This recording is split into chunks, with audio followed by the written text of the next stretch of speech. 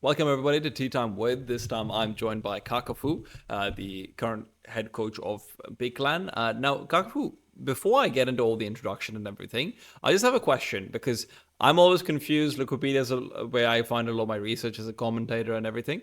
Are you the interim head coach or are you the head coach? Like, what's sort of going on over there? Because Wikipedia has you listed as interim, and I was under the impression you were just, big boy Kakafu. No, I'm the head coach since I took over from Gob B in the middle of the year, and Okay. from that point on, I was assigned as a head coach. I got this question a lot. I think Big missed to do a good statement.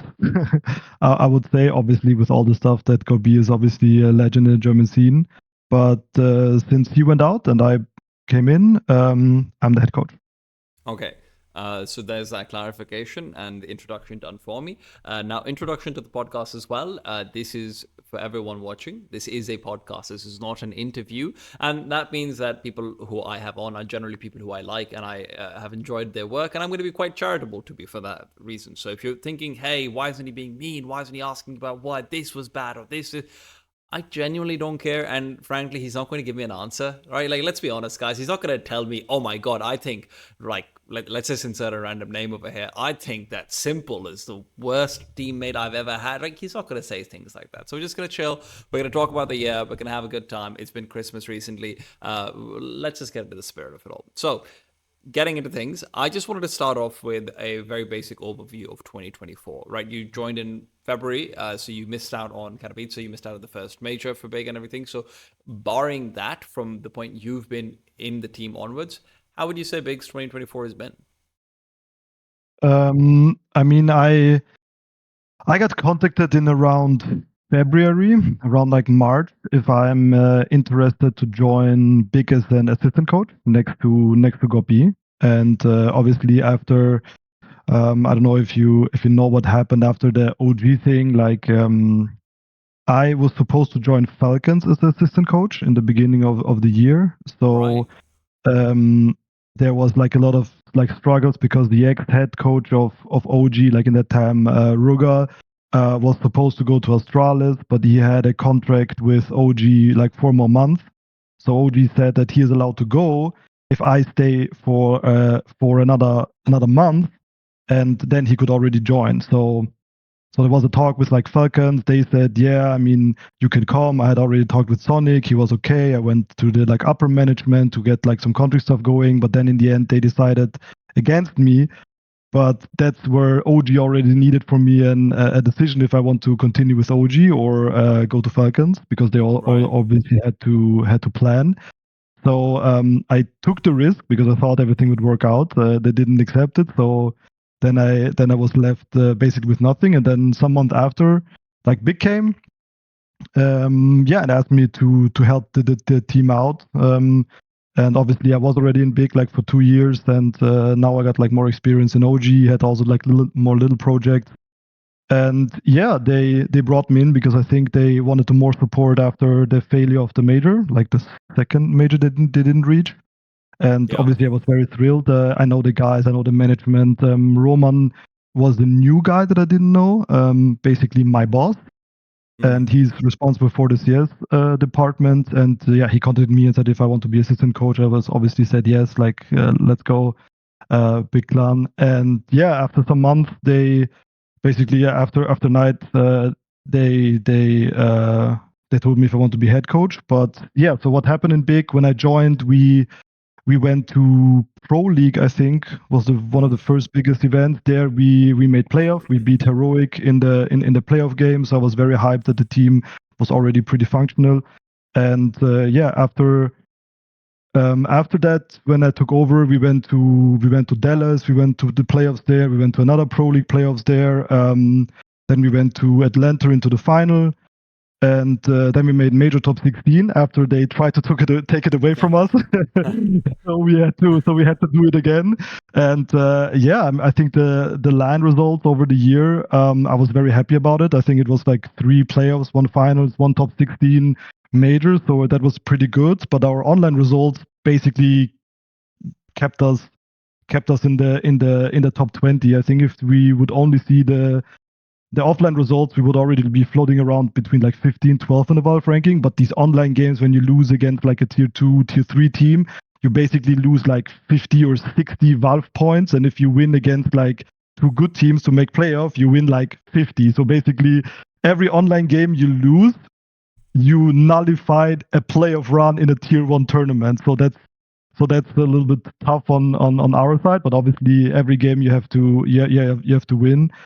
And so overall, I think the year was very successful in my opinion for the first 6 months that I took over. And I think for big the organization, it was very important to make the major. I think for every organization, this is super important. And it was also the goal when they told me to take over. It was basically, you have time till the next major to show your worth. And I'm just happy that we could make it.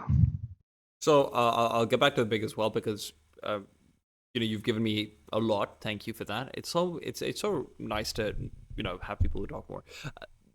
You said you were sort of were you scouted by Falcons from what I understand from what you're saying? Just to clarify. No, I basically, after I know what was happening in OG, because they were not sure if they want to continue the CS department. So basically they told us, so you're all open to like look around to see what's up, because my Xbox boss Mike Schwartz, he was a very good GM, and he was like basically telling us, they don't know. And I think it's also very hard to always know. So they said, you can look around. And then I basically just rolled in to Sonic's per Twitter, and he was like, yeah, like, let's hear what you have to say. And he was like ready. And obviously it's a lot of like contracts and stuff, and obviously the vision that they have. I don't have any grudge on that. But yeah, basically I wrote to Sonic. He said, okay, let's come to the interviews, and it was basically like a job in interview with like some levels till they decided to not go with me. So what's your reputation sort of like, in your opinion, in like the player circles and the coaching circles, right? Because in my head, I've always thought like, yeah, Kakafu's like it's funny because I messaged you on Twitter, I think last like 4 years ago, which is when there was this Middle Eastern team that I was coaching, and I stopped coaching them, and I wanted to, find them a coach. And I was like, okay, I'm going to find like this low key person who I think is really elite. So funnily enough, I actually looked at Ash and I looked at you. So clearly, like, I knew my shit is what I'm getting at. But I don't think you really talked about that much in the sort of wider community, because obviously you're in the shadow of Gob B. He's such a legend. There's Tapson next to you, and you obviously don't want to take the spotlight away from your players either. But within the Counter-Strike players and coaches community, are people just like secretly like, holy shit, we want Kakafu on our team? Is that going on? I mean, it's obviously hard to say for me, but yeah, I mean, when I started in Big, I was always in the shadow of Gob B, obviously, and I think also in the beginning, I was still a student of Gob B. I think I learned a lot from him. I also don't want to take away from that, even though I was kind of head coach. I always considered me like in the beginning as the glue guy, right? I'm like I normally imagine myself, as the guy that can like bring the team together. You can have fun. You can also like be a little bit harsh and rough, but because I can tank it. But yeah, I think the reputation, like, because of that time, and I think, as you said, like, because of Gob B and Tapson like always around me, I'm like always walking through shadow. But I think the real breakthrough from me, I think, was obviously in OG, when I had like bigger names as Nexa, Flames, Dexter, right? Although I feel like Figo, Neofrag for me also like top players. And obviously in the beginning I had Valde and Danish Nico. And so I think when I went there, I kind of feel like these players appreciated more, I feel like, what I brought to the team, and they actively told me like, you're helping us and we like that, right? And you're passionate about what you're doing. And obviously, like, I don't know if it's true, right? But obviously, like, Flames was always a supporter of mine. He always said, Okay, so if I go to Vitality Kakafu coming in. yeah, so it's like, yeah, if I go to a new team, I will recommend you, blah blah. But obviously, he's just a chill guy, so I don't know if he just said it like that. I do feel like I have a good reputation between the players, but obviously, if you're also a coach, you sometimes have to be tougher on somebody, and you have to like try to, get your ideas through to make the player better in your vision, but it doesn't always have to be their vision, right? So you obviously have some players that you're like rougher with, and they're probably saying, this guy's bad, because he didn't let me play what I wanted to do, and these stuff.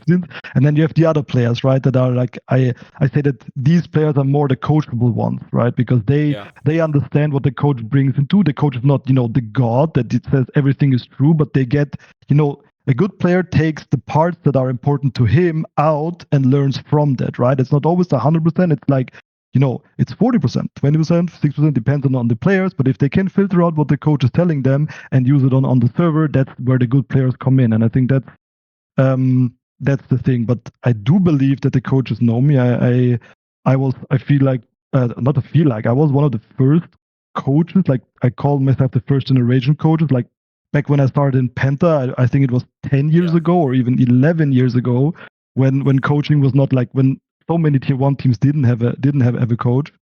And I got like through a lot of years of coaching. And yeah, I mean, I do feel like I have a good reputation under players, and I do feel like I have like not so good reputation in the casters and stuff. Obviously, I had in my time in Big. Yeah. I don't think you have a bad reputation in the casters. I'll be perfectly frank with you. But hopefully you can have an even better one coming up soon. So when one small thing, by the way, because I've always wondered about this, and you're mentioning that you had a couple of months left on your OG contract and everything, and maybe it's not legal for you to talk about this, so it's perfectly fine if not. Do coach contracts come with buyouts? Like, could Falcons have just paid a buyout for your contract? Does that also happen in Counter-Strike? Very rarely. Like, normally you don't buy out a coach. So yeah, no. Normally you don't have a buyout. So this, I mean, I don't know how this with like the super big coaches, like the top 5 coaches, but normally you don't have a buyout on that. It also depends, like, obviously it depends on your contract and how you negotiate the contract itself.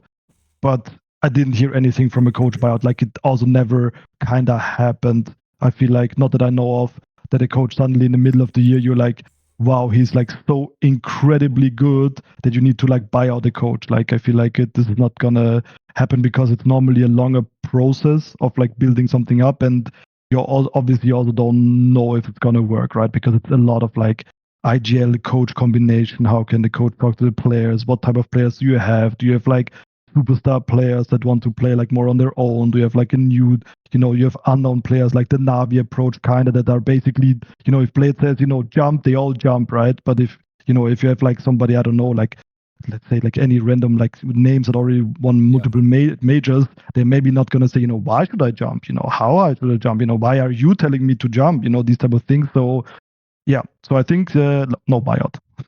Okay, all right. So it wasn't like Falcons could just come in and like just sprinkle some of that cheddar and get you out. Fair enough. You said that when you came into Big initially at like around that pro league, you thought you came into a pretty functional team.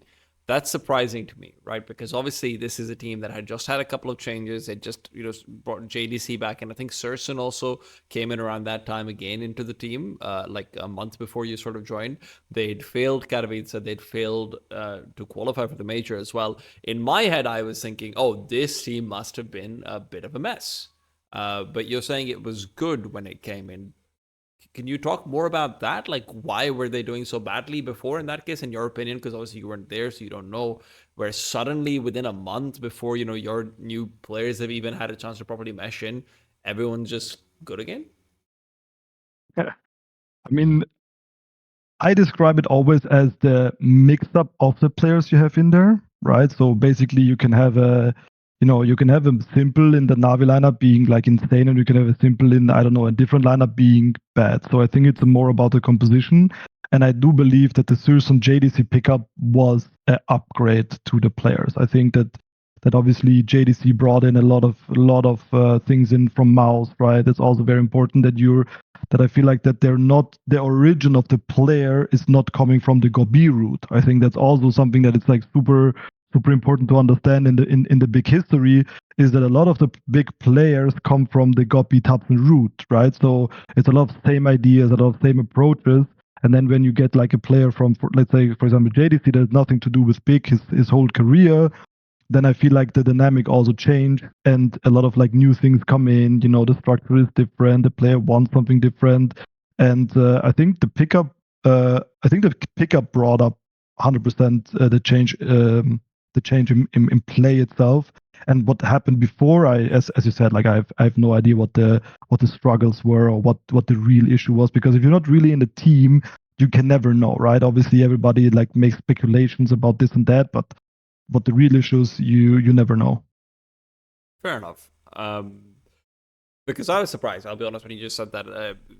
In my head, it was like, okay, the big is just declining. They've pulled on their last chances, and if this doesn't work, and in my head, there's a lot of pressure on this lineup because you have Krimbo, who, in my opinion, is actually a player who could end up being in a top 20 list at some point or the other.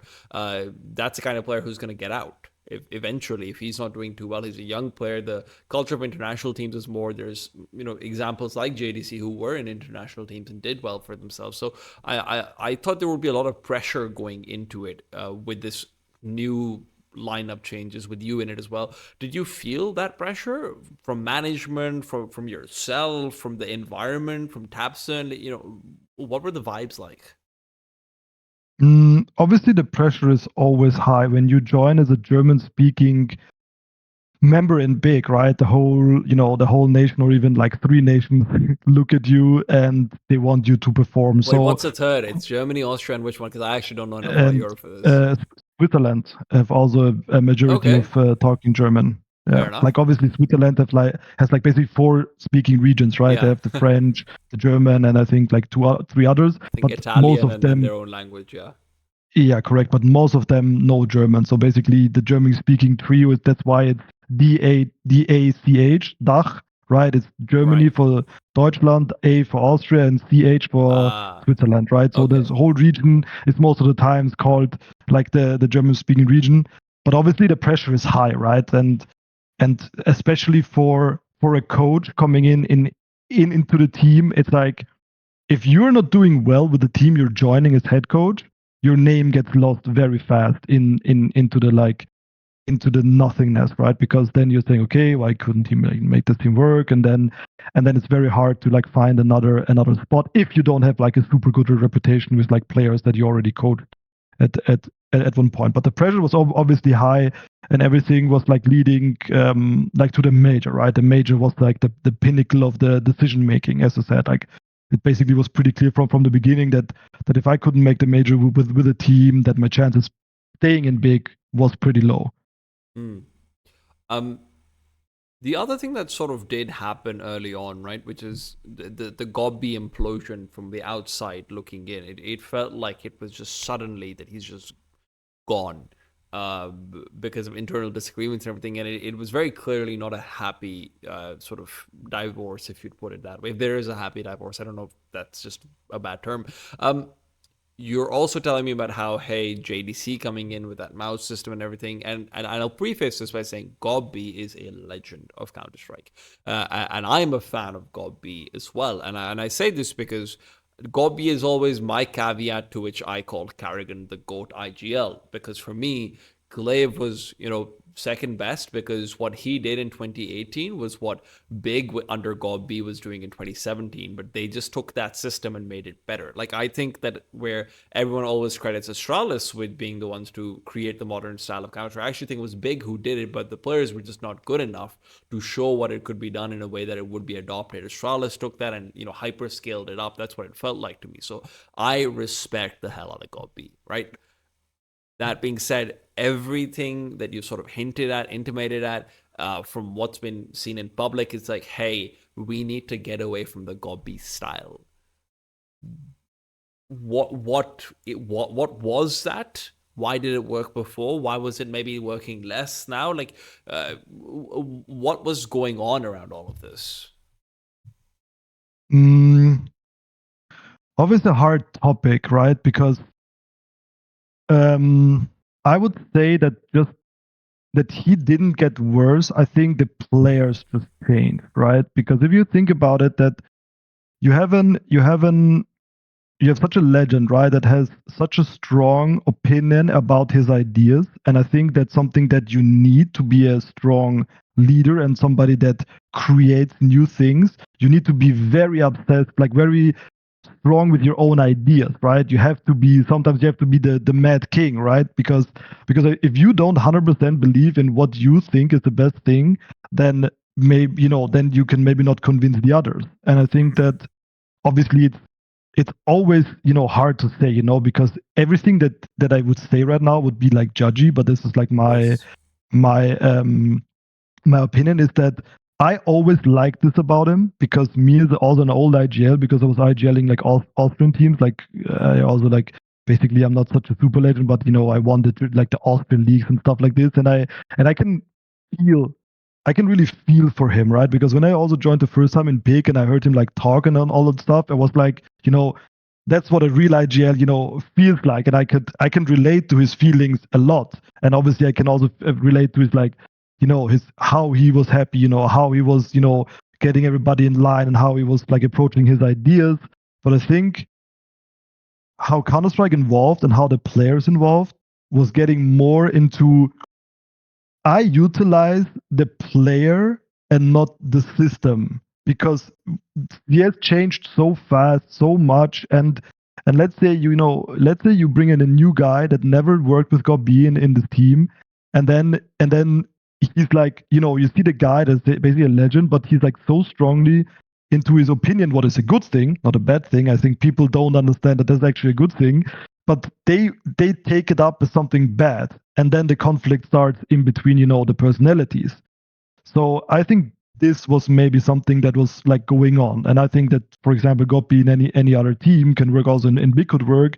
But I think the more Big change players and the more players come in from different academies, different directions, made their own experience, and then came to Big. They were like saying, okay, I kind of want to play, my strength kinda instead of the system strength. And I think that's something that made it implode a little bit. Um, but yeah, this is how I would describe it. But I think the stuff that got made and did with the team and with the system and the idea of how to play Counter Strike, I think that's also something that a lot of people misunderstood about this, like, slow style, it's readable and stuff.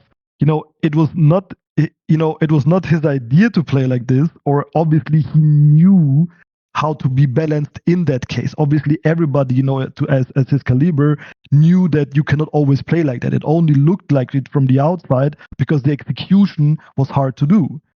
If its execution was like fine, and everybody would do it correctly, and as you said, you had like Astralis players calibers. It's actually funny that you said it, because I think Cop and Big was even the first teams, to use this like double nade stacks, Yeah, have this like exactly. crazy late executes, right? So basically, Gob started it with the players. Obviously, I also want to give the players a lot of credit, because it's a lot of times these type of things come from the team itself, right? It's not only like one-minded created. It's a lot of times an initial idea, and then the 5 players bring these ideas together, and then let's say the IGL creates something. So I feel like that he started with like all these type of things, had more attention on the util damage, had this idea of, one player cannot push back one player. How do I do it with equipment and stuff like this? So I think that was the main thing about Gob, and not this, that he didn't know that it was slow or how it was. It was basically that the players needed to have very good execution, and having that kind of good execution needed a lot of discipline, a lot of dedication and everything. And I think this was the main part where the two routes went into two directions. So I get that, but also at the same time, right? My natural instinct is to say and reply that, well, fine, but you're a national team without, and you're not coming from the CIS regions, right? You're not coming from Eastern Europe, or any Russians, necessarily. Like, I don't actually know the proper word for it would be, but Russian-speaking country where you have this ridiculous amount of talent available to you. Isn't it better to then lean more on the system in a situation like that, right? Because, like, to be perfectly frank, from this year's lineup, the only player who I think can still appear on a top 20 list is Krimbo, right? Like, tabseN's great, but he's IGLing. It's unfair to have that expectation on him. Maybe Rigon would have been able to in different circumstances, and we'll talk more about him later. But when you have a limitation on firepower, isn't it natural to want to lean towards the system? Hard question, because what is right now the game become from 1.6 to CSGO to CS2 is that in 1.6 you barely had like obviously like next to Forest and New, it was like not that, like when you played and you played against the team, it was never wow this player, it was always wow this team was good, and you were always describing, it was so rare that you kick a player out of like bad stats, or if you like praise one player that one player carried them. It was basically, if you were good, you're a good team. But it's in CSGO, I felt like it shifted to the star player meta, where basically one guy, since the game was somehow shifted towards that, one guy could basically carry like a donk, right, a whole tournament. And if you see these examples of the Zaibus, of the Monessis and the donks, and you're saying, yeah, okay, a donk could arise in German, and do I want him to like now say, let's say I get a donk and I suddenly see, I said, you cannot overpeak here. You have to, for example, hold this flash in this situation, and this is the system, and you have to play it. And then this guy, will never shine. Then you're like, okay, something is maybe wrong. Because if you only follow the system, you barely have an option to get like a superstar talent out of the system. And that's I think the transition that everybody or all the teams made. They were like, basically, okay, we bank on the superstar talent instead of the super system, because the talent, he can basically start up a PC, go to the next tournament in 1 week and perform. But my system, you have to like train, you have to like have time, you have to like refocus it, then you have to see if the system is even bulletproof on the server, and these type of things come. It's harder. Let's give the answer like this: it's harder to make a good system than to find a talent that can just shoot, because the game allows it. Is it also still harder though when you are a German speaking team? Is sort of my idea, because for me, like, you're right, a Donk, Monesi, these guys, you don't put them in a system, right? You just don't. It's not how it should be done. But at the same time, there's not going to be more than 5 or 8 of those players in the world at a time, is sort of the immediate counteract. 10 at most, right? And with international teams, how many of them are big going to be able to retain and things like this? It's obviously a back and forth, but if you're able to find that generational talent, I'm sure that the lowering of the system will help. And obviously, to also give some context to the viewers, Kakafu doesn't mean that there is no system in Big now. That's not possible. It's literally going to be impossible to remove that out of a player like tabseN, who's been raised by Gob B effectively in his Counter-Strike career. You're always going to have a system. It's just about de-emphasizing some of it, right? Making it slightly more loose, and slightly less like the old Astralis/Big Clan style. I'm sure that's what you mean. But you guys still, regardless of system or not, you guys have like a really big coaching staff, right? Like, I was looking at this. Again, Wikipedia is my source, so please correct me if I'm wrong about anything. It's SAU or SAU, however you pronounce it, as an analyst is listed there. Dude is an assistant coach. Dude's a former German player, if people don't know. Toby, who used to be the head coach of Big as well once upon a time, is a performance coach, and you're the head coach. That's 4 coaches. For a team which you're saying is shifting away from system Counter-Strike, that's a lot of coaches to have. Like, what do you guys do with this kind of sort of behind the scenes team? What's everyone's roles? How have they adapted to moving away from the system? So basically, when I joined, before I joined, Dude was the assistant coach of Gob B, and Thor was basically just how can I say it? He was important part, but he was more like a helper. When I joined, Thor went out, so Thor is not in Big anymore. Okay. And Dustin, like Dude, started studying in Japan. Right. Okay. So right now it's only me and after I joined, Toby joined as a performance coach. So right now we have Dustin that makes it like he's still helping me, but on a very low time because he's now studying in Japan. But shout out to Dude, he's a very good guy. And like if he ever returns, I would like to work with him even more. And yeah, Toby joined recently, I don't know, I think 2-3 months as a performance coach. So basically right now, who is like actively working is like Toby, but he's also like he's overseeing like everything, but he's not like full time, and so I am right now kind of alone, but with Okay. the, but with the help of of Toby. Right. Okay. That makes sense. So, Lukupita, get your shit together, guys. Come on, update all of this stuff. Because I was very confused. Right in my head, it's like, why do you need 4 coaches then if you don't have to be teaching all of these new players the system and everything, and all of your protocols and whatnot. So it makes more sense, I suppose, if Yeah. it's mostly you in But that if regards. but if I can stay here, because I think you're relying a lot of on the system word, right? And I think it's also what the community needs to really understand. Like you take an example of Monesi, right? And if you look at Monesi demos like in depth, for example, Monesi has one of the highest flash assists as an AWPer, and he plays in the full system. But people don't realize that if they don't watch the demos like from round to round. Like he is, for example, the flasher on Ancient in T-base. He is the flasher on Ancient double doors. He's not going for the peak. He's flashing for the rune take. And what I mean by like, or what the community means by system is regarded in like the pro scene, just default protocols, how you said it. And default protocols normally look a lot the same with like every team. Let's say, for example, Wonderful, right? On Mirage, he flashes for Alexi top mid so he can cross, then he runs through T base towards A towards B to flash over towards A towards B to be in an after plant situation. They are not playing like however they want. I would even say they play more of a system than a lot of other like the tier like the better you play your protocols, the better team you are. And it's not about the system and if you play slow or fast. It's more about what are your protocols and how you can enable it. And I think Monesi is a perfect example for everybody out there. Use one of the free analyze tools and see how often does he actually go for a peak. How often does he actually flash for his teammates?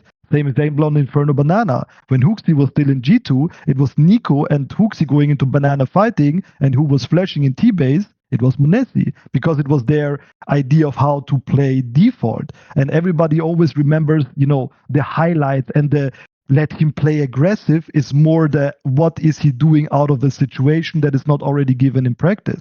Because if you talk about the system or if you talk about protocols, it's more that the protocols will bring you to a point where you can start playing as a team. Meaning, for example, on Mirage, let's say you're T-set on Mirage, having protocols means that you have one guy, top mid going into connector, and then the A guys do an A split. That's the protocol. But see, Kakafu, like where I'd push back a little bit on this one, right, is that community perception might be around that, but a lot of what the system comes down to is not the first 35 seconds.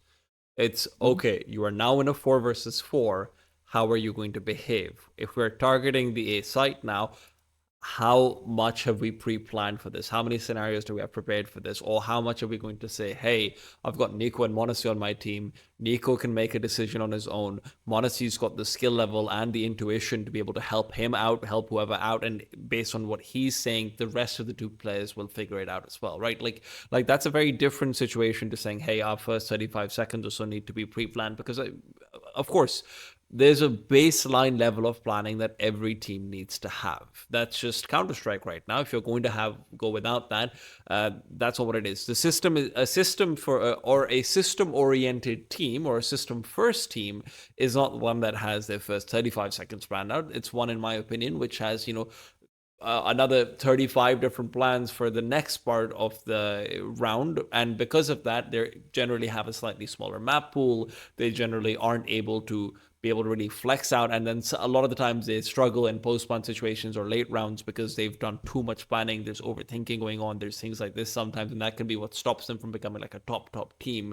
unless and they integrate more flexibility into it as well.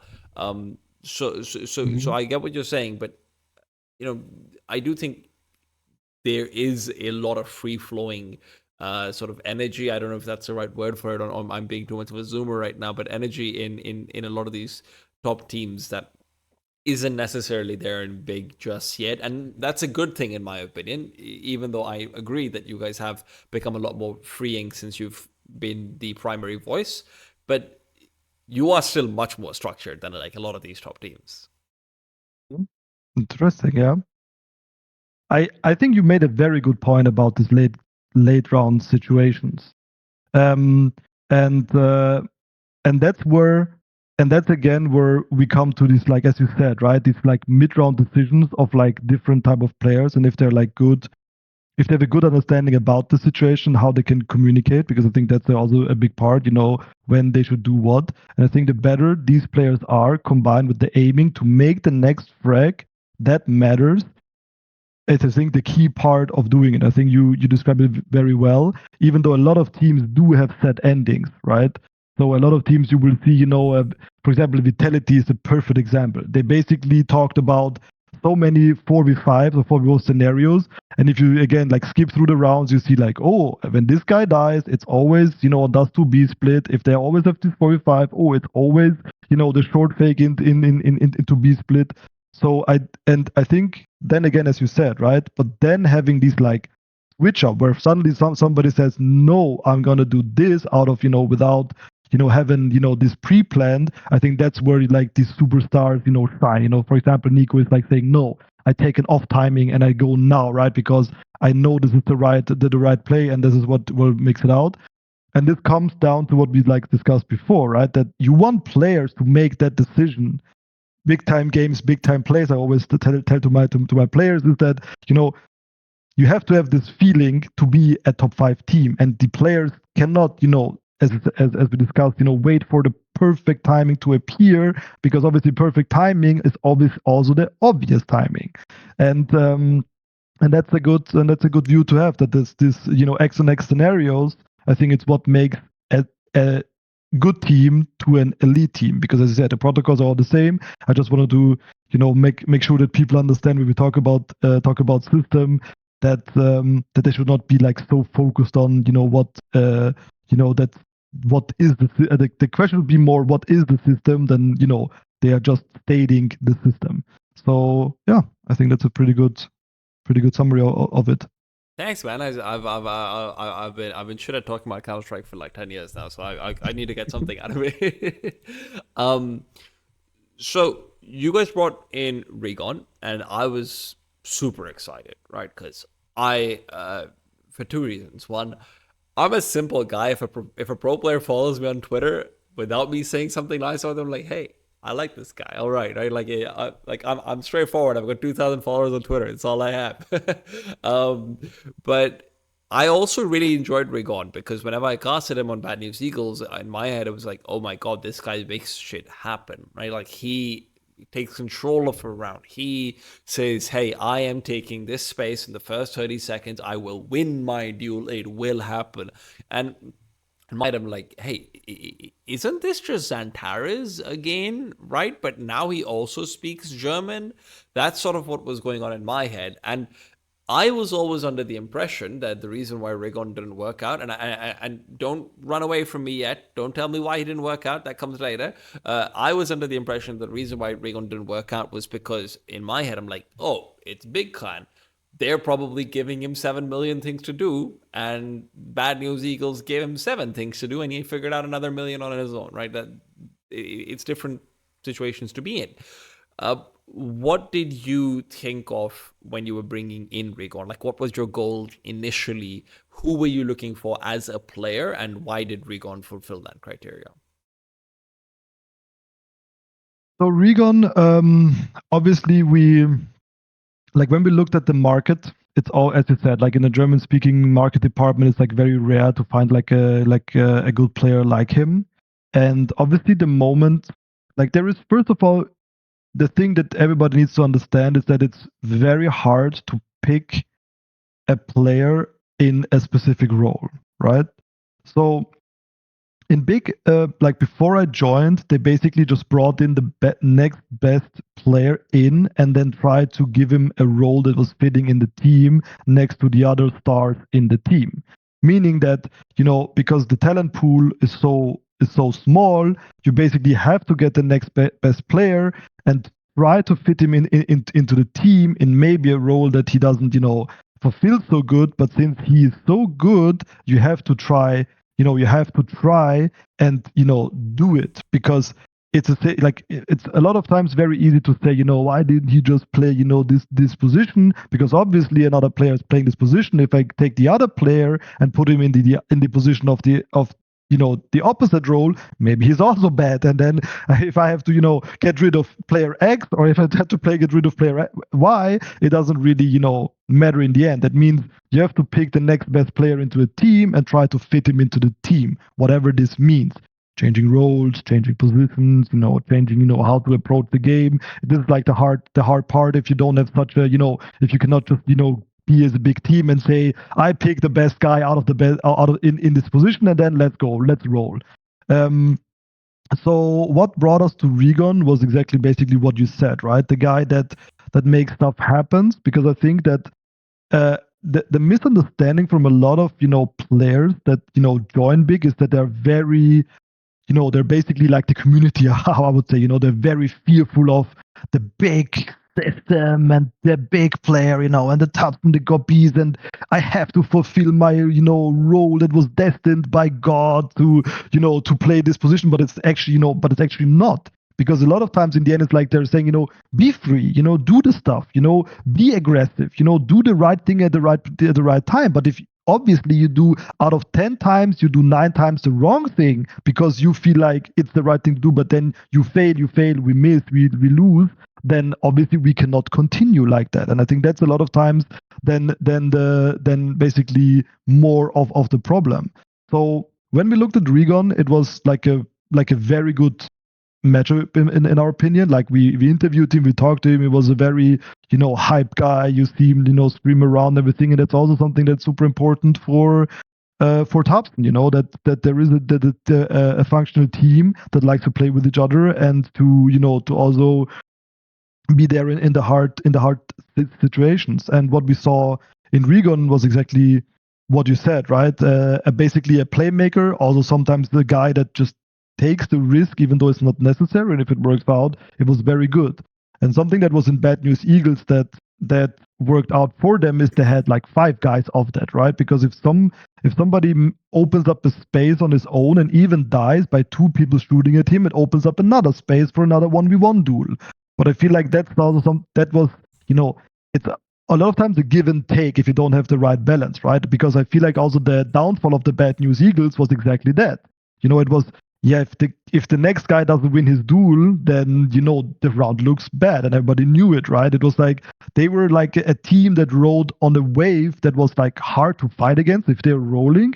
But if they were not rolling, it was like they basically had the same strategy as us online, I would say, because the online teams, they are prepared. They're like, if you play against a tier 2 online team, they're ready for you. Like if the Valve ranking keeps on doing that and the tier 1 team falls out, like I would even say a Vitality or a Navi, I want to see if they win a CCT. I would bet a lot of money that in the first CCT run, they will not make it, because these teams, they're so ready. They have so many maps played, that so many, talked scenarios about an official, that they're really, really good. And people really underestimate these teams because it's so hard to get out of it.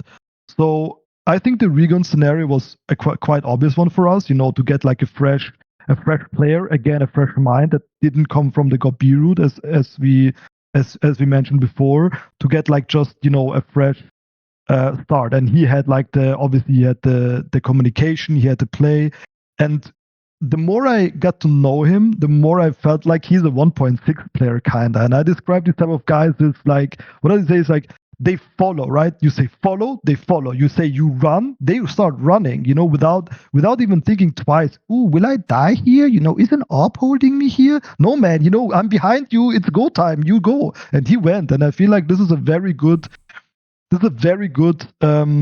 attribute as a CS player to have, that you're not second guessing a call from your teammate and just doing. And these things led to choose him, because he's just a guy that takes risks and also has the aiming to back it up. So was it difficult, sort of initially getting him into the speed of Big Clan? Because in my head, no disrespect to the former teams that he's been on, he's never been on a real team, right? Like the Bad News Eagles guys team before it was Contact, which was, that was a shit show. Secret before that as well, right? These aren't teams for me where you have a coaching structure where you're regularly attending LANs. A lot of their peak was in online, and then after that, it was only the RMR system that was sending them to majors. Majors are like BO1s more than BO3s. It's weird, right? Like this was never a proper team to me. They also didn't have like a great IGL. They never had like a super storied coach. Devilwalk obviously coming in, but Devilwalk doesn't have the same sort of recent experience that I think some of the other coaches in Counter Strike might have. Or maybe he does, and maybe Rigon did know everything he needed to. But were there sort of growing pains in the beginning for him compared to some of the other German players that you've worked with in the past and you're bringing in? No, I think it was pretty much the same, right? It was like he also described it, I think, in his interviews. Also, when I talked to him, it's just the more you play something new now. Sometimes maybe a new position because he was used, as a very he played so weird positions in Bad News Eagle. Sometimes he was like on 3 maps he lurked. On 2 maps he was like room take, and the others he was suddenly, semi anchoring. When I talked to him, I said, what position did you actually play? He was like basically playing like so many weird positions in my opinion. And obviously, as I said before, right, he needed to like fill a position that he maybe never played before. So that's always very hard, if you come into a team and you don't want to make, it's always the same. You don't want to make mistakes. You want to listen first. You want to execute everything perfectly, and then you're like kind of starstruck. And that happens like a lot of the times with like the players. And I think he adjusted pretty fast, but in the beginning it was 100% the Rigon, we picked you for a reason, do it. Whatever you want to do, do it, show us what you can, and then we will evaluate, obviously, from the stuff. But obviously, he had to play a position, right? If you're ancient B player, you cannot rush down banana every round, right? So not about that, but we come back to your like X on X scenarios. It's like in a 3v3, go for the play, do your thing. You have a good gut feeling of what is happening. You learned it a lot in Bad News Eagles. Do it. And so he understood that he has the freedom to do it, especially from the coach and his teammates.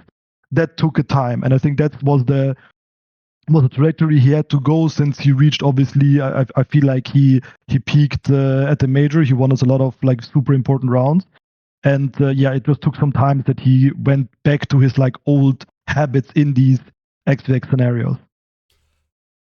So he was, look, in my eyes, it's like Rigon's been on the team for what, 5 months at this point, right? I thought he did decently at the major as well. I thought he was one of the reasons why you guys were able to sort of go forward. Why sort of not give it more time? What was going wrong? Is there a secret signing coming around the corner? Is a German Don coming in? In which case, I understand. I apologize. You everything you say is valid, but I was just sort of surprised. I think, and I think some of the community might have been as well. With Rigon, it was without saying too much. With Rigon, he had good highs, and as we like, it's again a perception, right? We see the whole 6 months, and in the eye of the spectator, it's the highlight rounds. It's all something that I like to remember. He goes with the USP out of Ancient at the major, and he makes a thick 4K. He has these like 1v4 retake, I think, at the qualifier on those 2 miracle rounds. But obviously the other part is also the consistency, right? So I think as a athlete itself, the consistency is something that you want to reach, because if you can consistently make your A game, then you're the best player in the world, because then you basically 30 bomb like kind of donk style, and if you don't get your A game like Donkey in Katowice or Sprint in Katowice, you go out. So basically, if you're not consistent in what you're doing and how you play, then the problem starts, and then the future is like, it's like hard to see, because he will win us rounds and he will also lose us rounds, and then I need to evaluate as a coach, um, if we can, if we can do it, and how many of these players can you have in a team, and how, you see the future. So that's the answer that I have. So big historically, whenever I've sort of seen them, they keep players for quite a while, right? Like Process, for example, got a year, and he was clearly never really entirely comfortable on it. Favin, who was, in my opinion, a huge talent. I thought Favin was like such a surefire, good signing, was on for quite a long time as well. It was a bit underwhelming. Is this sort of the Kakafu way now, where, maybe less time is going to be given in the same way, faster is also going to be needed? Is this because of the 2025 circuit? Is this because of what Counter-Strike is looking like as a whole? Is this going to be a trend later on, or is this just like, hey, right now we need to reset as a team and we'll figure that out later on? Mm-hmm. Yeah, I think it's the more of the vision that I envision for the team, and what a certain player needs to bring to the table. I think Rigon had a lot of these type of things, but I think there is also the next player in line that can also bring it, right? Because I also feel like that a lot of times it's like getting. I think the lifespan of a team is always around a year. So everybody, like, obviously in big, it's like, obviously it's like a joke, minus this player plus this player, and you get like always the same players back and forth. But in the end, it's like you try to do something different to reach the highest height, and obviously what you have with the players that you brought in, and they could change, but you're aiming obviously for something higher, right? Because that's unfortunately the world right now. It's like performance driven, and if you don't perform, then you're kind of out. But I wouldn't say it's my approach, but I'm obviously looking for 5 players that can fulfill my idea of how a CS player should be and how he should perform, right? Because it's so many different things. The same thing is expected of me, right? It's like the organization has a vision of how the team should perform, and I need to bring the vision to the paper, right, and to the server, and to do it. And I think that in big, it's always getting criticized super hard when changing a player, but other teams are basically doing the same, right? It's like, when do you see a lineup that is like more together than a year? It's like so rare, right? I think FaZe somehow made it.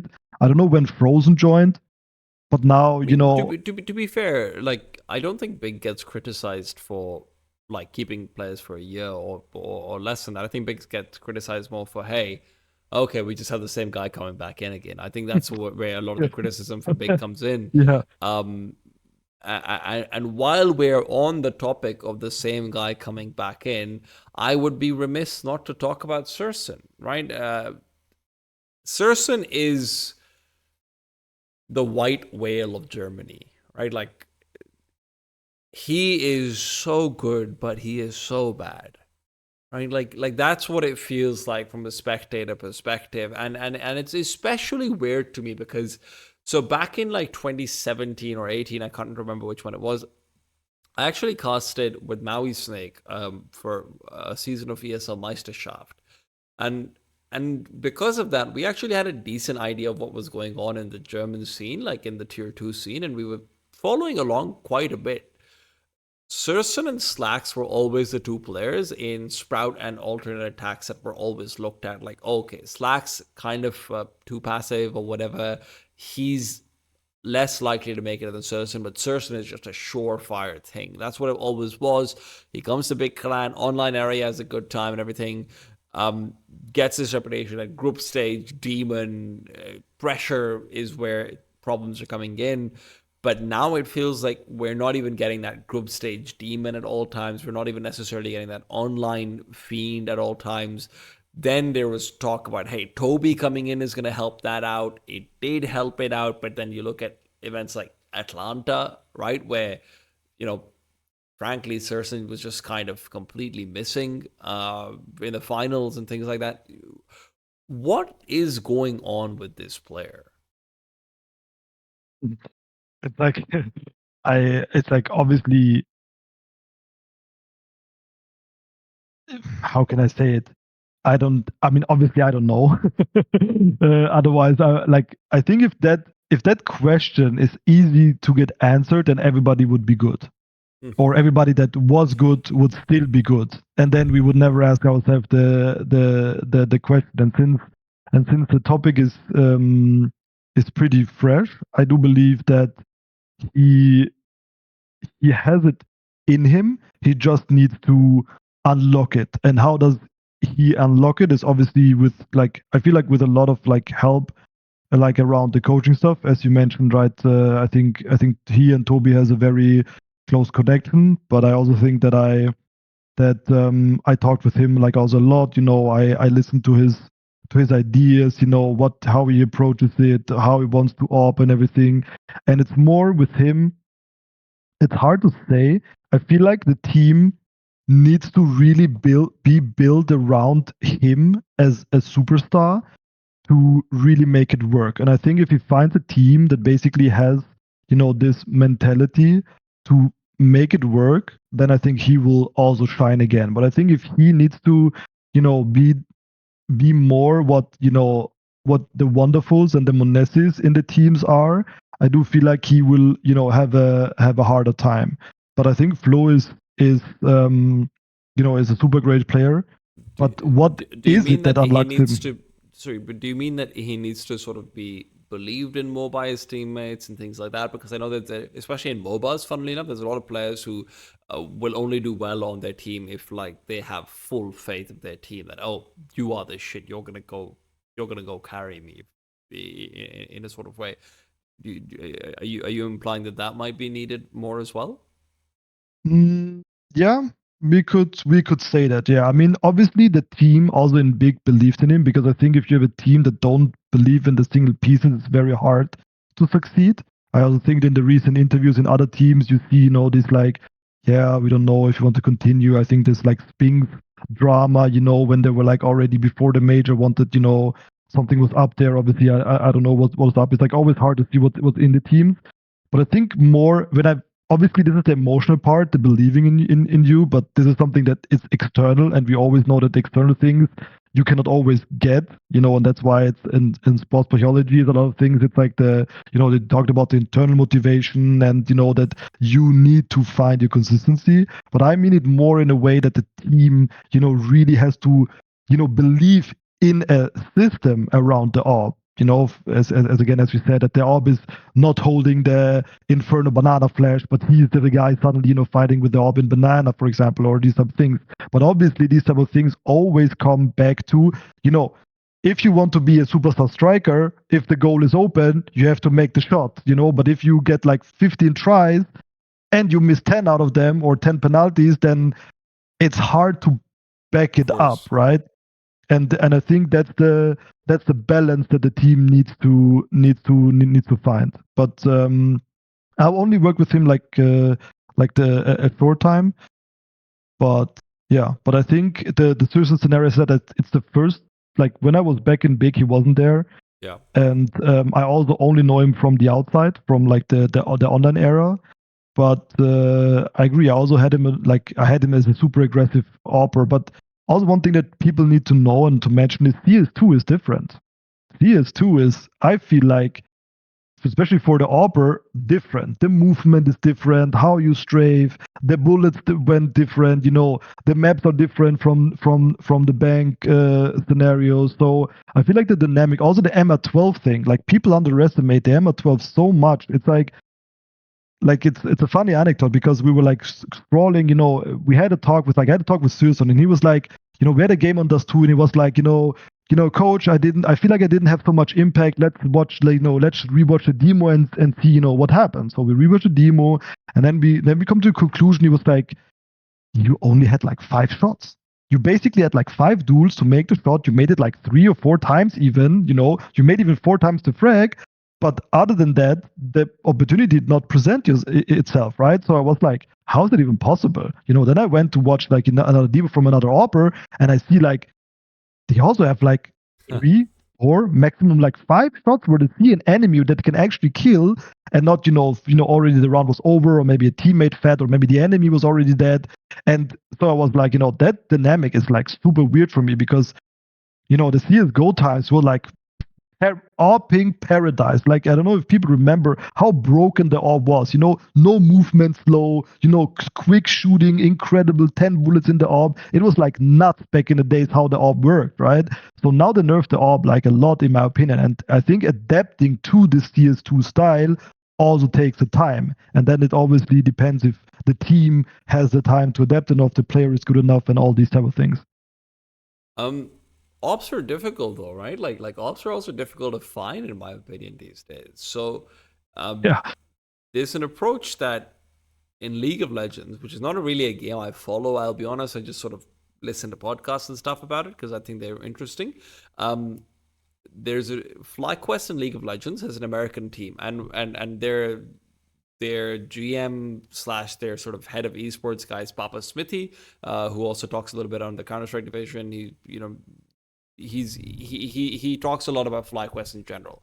And what Papa Smithy saw a couple of years back before he was working for 100 Thieves was that there were no supports in North America, like at all. There was no players up to like the equivalent would be like face at level 10, like 2000 elo, who were even trying to be supports. And it feels like to me that in Germany, the AWP is sort of like that. I don't even think there's players who are trying to AWP and are doing so on like a higher level in one aspect. It doesn't have to be in aim. It can be in like, hey, I'm doing it on a high level in supportive utility. I'm doing it on a high level in for shot initiatives. I'm trying to develop a style for myself. Is this something that maybe you have plans for? Because Big's always been good about using their academy system. Is there a player that you have your eye out for, not for right now, but let's say for the future or so? Is this problem just going to get worse later on? What do you think about this? That's the big question, right? I do feel like the future is just like in real sports that you go international. It's just even, let's say, even getting 3 AWPers to play on a decent level is like incredibly hard, in one scene. And it's not only in the German scene like this; it's in every scene like that, right? Like how many Oscars are there in Czech, right? It's Oscar and maybe a second guy that comes probably after him, like Forzy, right? And then there's like 2, but even like somehow even they have like so many teams here. but even then, this I feel like the future. Unfortunately, even though I don't like it, I like national teams a lot because I feel like cheering for a national team is like so cool. I do feel like that, how small the CS competitive scene is and how many teams can really invest in full-time players, because it's a huge investment. And I think it's a lot of money. It's so hard to, make it, because also for the kids, right? Like what is your option when you're young, right? I always tell, if a young player comes up to me and says, I want to be a CS pro, I'm always like, already like, no, maybe don't. yeah, maybe don't, right? Because normally I tell them, finish your school like this, like the one that you can like basically at 18, 19, it's in every country different, right? Do that get like 1 or 2 years, grind fully. But if it's not working for 2 years, then don't go into the struggle of like trying it like 3, 4, 5 years. It's like, I feel like if you have the talent for it and you put every like 1 year everything, like let's say 2 years everything into it, and you make it, then you're talented. But if you put everything in there for 2 years and you will not make it, like at least at like a normal like tier 3 kind of like scenario, I would say, it's like hard to justify it, because obviously it's a lot of like life years, and the guys that made it back in the days, it was basically coming out of there's like people that didn't finish school, there's like the full grinders that were like fully shut down social lives, and like grinded for like years till they reached like a certain level. So I think what there is like a team in Germany. It's like they're called Experion. I think they're doing a good job. They're in combination with the EPF. The EPF is like a German talent esports thing. They also make something in league. I think they're trying to do it in a good way, and they're trying to build up players and select them also and help them, but also help them in like school, make a fitness stuff, really try to make them athletes like an athlete academy. And I think that's the right approach. So right now I don't have an eye on them. I obviously have like looked a little bit around in these players, but it's such a huge gamble, right? It's like, again, if you take in Munesi as an example, right? He destroyed like 5 leagues of this like academy league till he got picked up, right? He was not like a super, unknown guy and then got picked in the tier 1 scene. No, he was basically a proven, tier 3 owner till he gets picked up, since it's a big risk to just, get an eye test and see, I think this guy is good, give him 1-year contract. And then after 3 months, he gets destroyed by Zyview in the next 2 tournaments. And, you sit here with like a player that is, cannot recover. So it's very hard to say what the future holds. And that's why you have to a lot of times bank on experience. And I think it's just important for the staff and the core players to believe in the project and to keep going, so players want to join the project. And I think that's a lot of times what other teams are also looking at, and why they, franchise players, they don't want to let them go, so other players join. So yeah, I don't know how to fix the AWP problem. It's also funny when a young player, tells me what role he should be. I always tell him, in my opinion, do 3 things when you start playing CS. Try to be an IGL, try to be an AWPer, and try to play very high sensitivity. Because if you can do all these three things, learn from zero, already be an IGL and AWP together, like a little bit like the Fallen when he won with SK, you already have 2 roles in one that you can control the whole game with. Kind of what James did, because he can control passively like the situation while he thinks about it. And if he's a good, if he's a good captain, then he can also learn good, right, beforehand. So he would say, I hold you this flash, you go this way, and in the mid rounds we try to do this.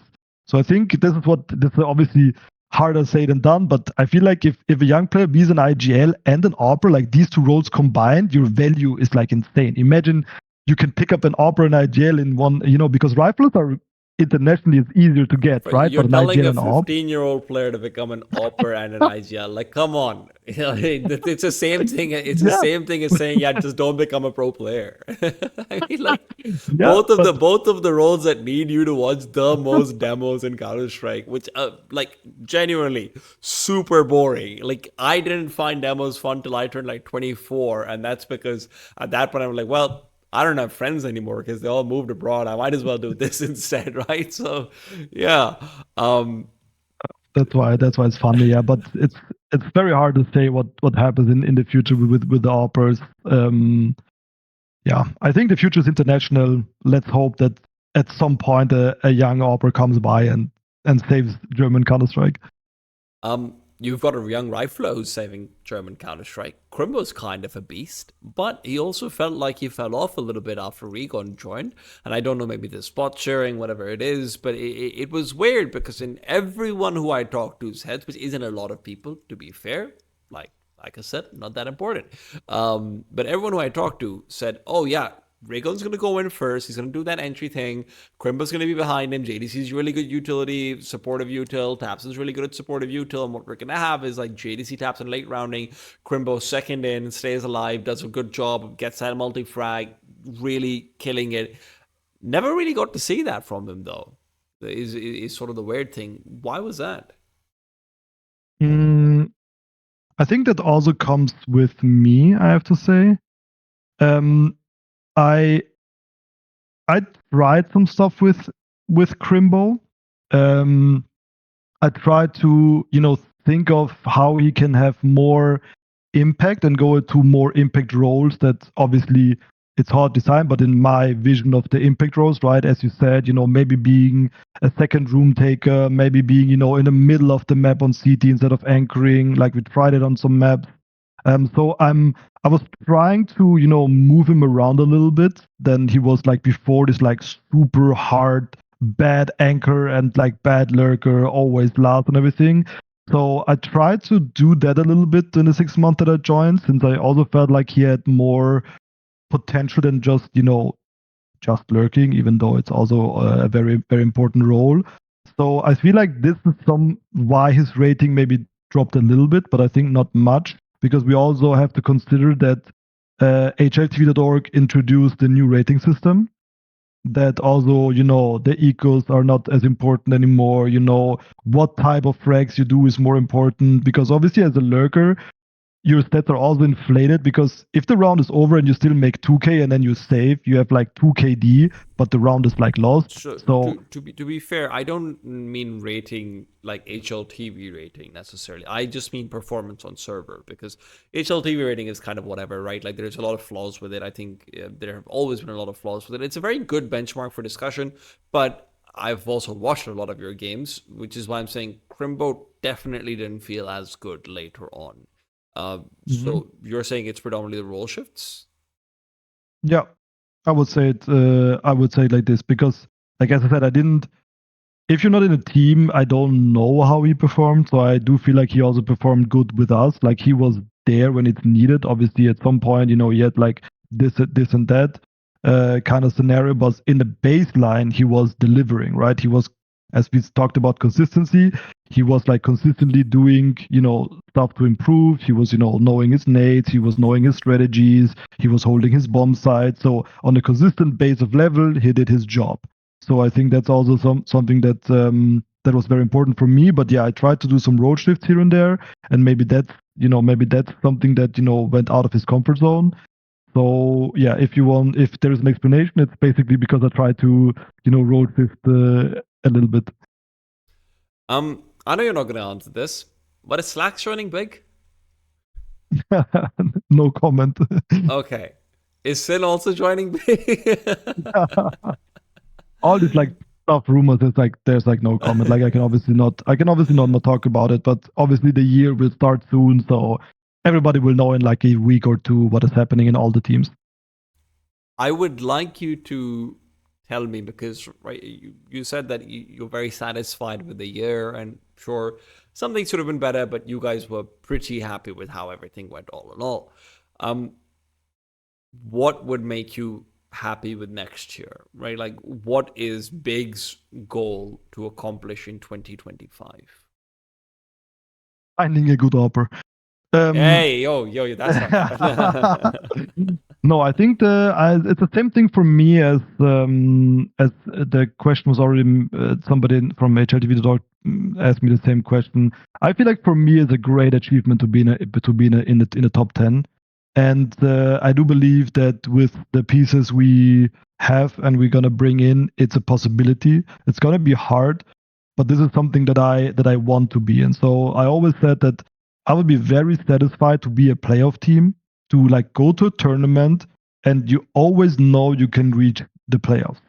And if we can make it with this team, I would be like in the end of this year, and we have this talk, and we basically attend, I don't know, like 10 tournaments, and we make it like 6 playoffs. I would be like super proud. I think that would be a very big achievement for the players, for myself, and also for the organization, to be a team that can always reach the playoffs, and also being seen as a team can always make the playoffs.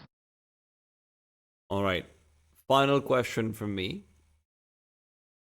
Going into 2025 for you personally, is there something that you want to change about the team that you want the viewers to know about, right? Like, so for example, 2024, you've already told everyone, hey, I have made this less about the traditional structure. I've made this less about sort of that hierarchical system that we have been known for. Players can come in and know that their ideas will be integrated, the ideas will be promoted as well, not just integrated. Is this something you want viewers to know about what you're going to try to do with this team going forward? Because sure, You can't tell us what the lineup is right now, but I'm sure you've got a pretty good idea of who you have, or like realistically, you know.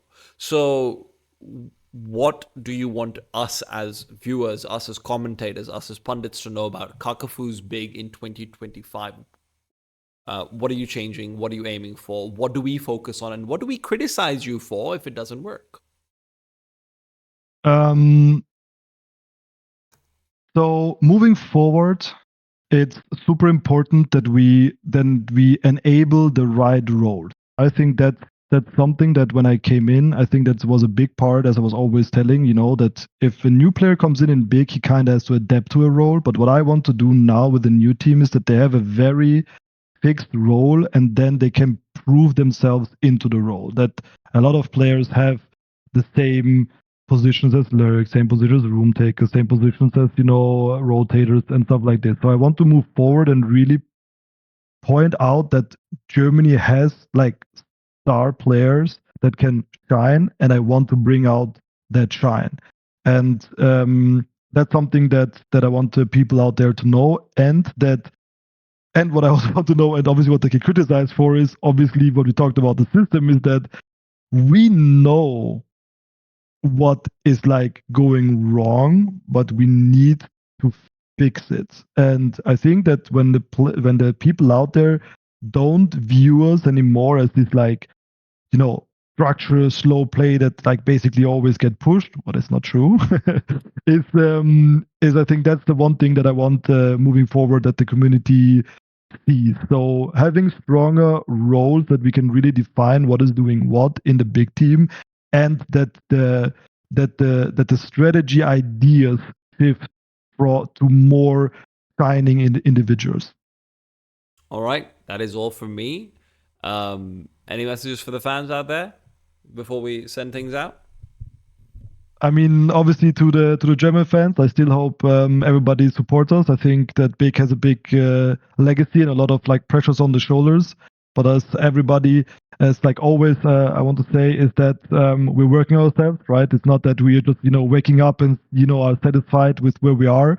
We want to be the best. We want to compete against the best, and we will do everything to achieve that. And I hope that at one point we can satisfy the fans. Obviously, this is a hard thing to do, but at least show good Counter Strike and make something happen in the next year.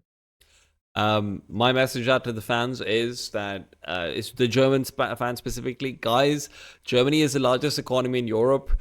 Please pressure Big to be good, because if they're not good, then we're really not going to get German sponsorships as easily, and then I'm not going to get paid. That's going to be a tough time for me. I have a wife. I need this, guys. Tweet at them and tell them to be good, but be nice about it, right? Don't be too mean about it. Don't give people death threats. Don't be weird losers, lunatics, and everything like that. Thank you all for tuning in. This has been TeaTime with Kakafu, and it's time for dinner. Peace out.